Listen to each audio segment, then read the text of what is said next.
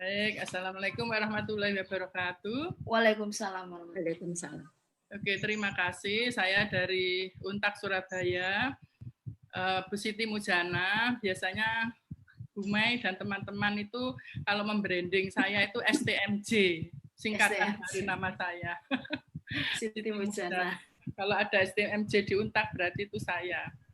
Oke, dari hasil penelitian saya kebetulan pada waktu awal-awal COVID sampai pertengahan itu sekarang tinggal finishing lalu akan saya publikasi itu tentang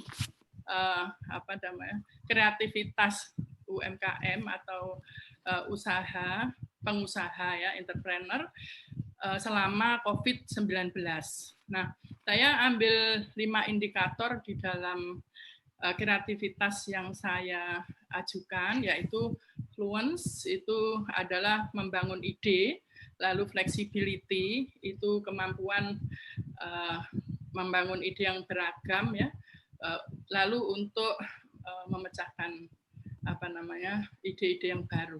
Lalu originality, keaslian, problem sensitivity ini adalah bagaimana pengusaha itu atau seorang entrepreneur harus memiliki kepekaan terhadap masalah-masalah sosial yang ada seperti yang terjadi saat ini. Kemudian yang kelima adalah elaboration, yaitu kemampuan untuk mengembangkan ide-ide produk-produk baru. Nah, hasil penelitian saya memang saya kaitkan dengan COVID-19 ini, ternyata COVID-19 ini tidak saya menjadikan sebagai variabel moderating, ternyata tidak memperkuat maupun memperlemah daripada hubungan antara kreativitas dan kinerja UMKM. Kenapa? Karena kreativitas itu walaupun pada masa-masa COVID, krisis ataupun tidak, itu tetap diperlukan di dalam pengembangan usaha, terlebih untuk mencapai kinerja yang tinggi. Betul yang saya simak yang disampaikan oleh Bu Trusti itu 100% benar. Jadi hasil penelitian saya juga menyatakan bahwa 60% dari UMKM yang eksis saat ini adalah merubah ide-ide baru agar mereka tetap eksis dalam mencapai penjualan. Jadi yang tadi disampaikan dari bordir kok terus menjahit kan, itu sebenarnya kan, tapi itu di dalam usaha memperkuat UMKM itu sangat-sangat diperlukan kreativitas. Makanya kemampuan membangun banyak ide, salah satu indikator dari kreativitas itu berpengaruh paling tinggi terhadap kinerja UMKM. Nah, itu hasil saya. Kenapa? Yaitu tadi kalau tidak banyak ide untuk memperbaiki atau memperbaharui produk-produk yang ditawarkan, maka tidak bisa eksis. Banyak juga yang gulung tikar atau tutup ya. Misalnya ada teman saya itu usahanya di bidang transportasi, karena transportasi itu tidak boleh jalan ya, maka tutup total. Lalu apa yang dia lakukan? Menjual sembako untuk menyambung hidup. Jadi itu sah-sah saja.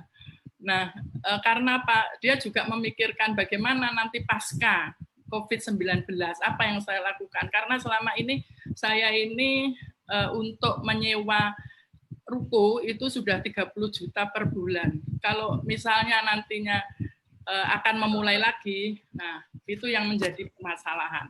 Makanya mungkin salah satu solusi yang harus kita usulkan adalah bagaimana kita bisa membantu, pemerintah bisa membantu modal awal ketika nanti pasca COVID-19. Jadi mungkin dengan bantuan, atau mungkin kalau bantuan itu tidak banyak dari berbagai macam program selama ini ya yang sudah dilakukan oleh pemerintah, dan juga mungkin dari perbankan dengan bantuan modal awal yang barangkali ada kebijakan penurunan suku bunga yang sudah mungkin sudah mulai saat ini ya, itu sangat diperlukan oleh mereka. Kemudian juga dari binaan saya sendiri yang sifatnya startup, itu yang paling eksis adalah usaha makanan.